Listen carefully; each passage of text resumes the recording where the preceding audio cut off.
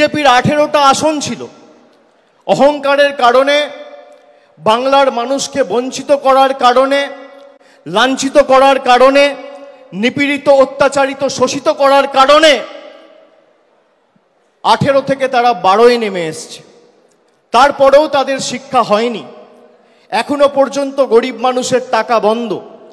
আমরা 2024 সালে নির্বাচন লড়ার সময় বলেছিলাম যে আমরা 3 মাস 4 মাস অপেক্ষা করব, তারপরও যদি গরিব মানুষের আবাসের টাকা কেন্দ্রের সরকার না দেয়, তাদের টাকায় আমরা বেঁচে থাকি না, তাদের দয়া দাক্ষিণ্যে বাংলার মানুষ থাকে না। রাজ্য সরকার নিজে সেই 12 লক্ষ মানুষকে টাকা দিয়ে তাদের বাড়ি করার ব্যবস্থা করে দেবে। রাজ্য সরকার কথা দিয়েছিলেন, আমাদের মুখ্যমন্ত্রী সেই কথা রেখেছেন।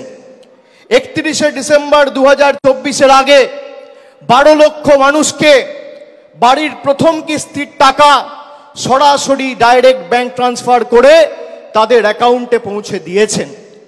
আমরা বলেছিলাম 100 দিনের লড়াই আমরা দিল্লি অবধি নিয়ে যাব, তারপরও যদি বিজেপি টাকা না দেয়, আমাদের মামাটি মানুষের সরকার আমরা বিকল্প অর্থের ব্যবস্থা করে সেই 59 লক্ষ জব কার্ড হোল্ডার, প্রকৃত প্রাপক যারা, তাদের টাকা তাদের ব্যাংক অ্যাকাউন্টে পৌঁছে দেব।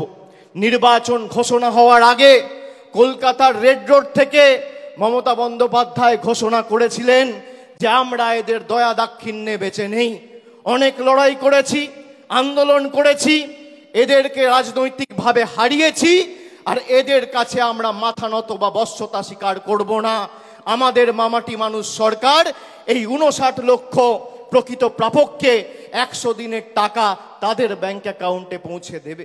আমরা দিয়েছি, কিন্তু আমার কোথাও যেন মনে হয়েছে নির্বাচন গেছে, তারপরও একের পর এক ষড়যন্ত্র হয়েছে এবং আমাদের দল সর্বোপরি এই রাজ্য পশ্চিমবঙ্গকে ছোট করার একের পর এক ষড়যন্ত্র, চক্রান্ত, পরিকল্পনা করেছে।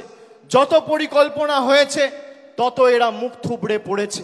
আপনারা দেখেছিলেন সন্দেশখালি থেকে শুরু করে, আরজিকর থেকে শুরু করে কিভাবে পশ্চিমবঙ্গকে সারা দেশের কাছে এরা ছোট করেছিল।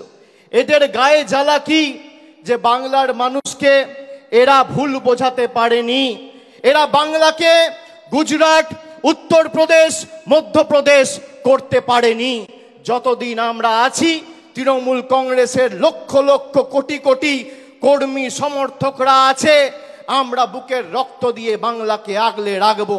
বিজেপির কাছে সব থাকতে পারে, ইডি আছে, সিবিআই আছে, বিচার ব্যবস্থার একাংশ আছে, সংবাদ মাধ্যম আছে, লক্ষ লক্ষ কোটি কোটি টাকা আছে, ইলেকশন কমিশন আছে, ইনকাম ট্যাক্স আছে, কিন্তু তৃণমূল কংগ্রেসের মতো বুকের রক্ত দিয়ে দলকে আগলে রাখার মতো একটা কর্মী এরা 10 বছরে তৈরি করতে পারেনি।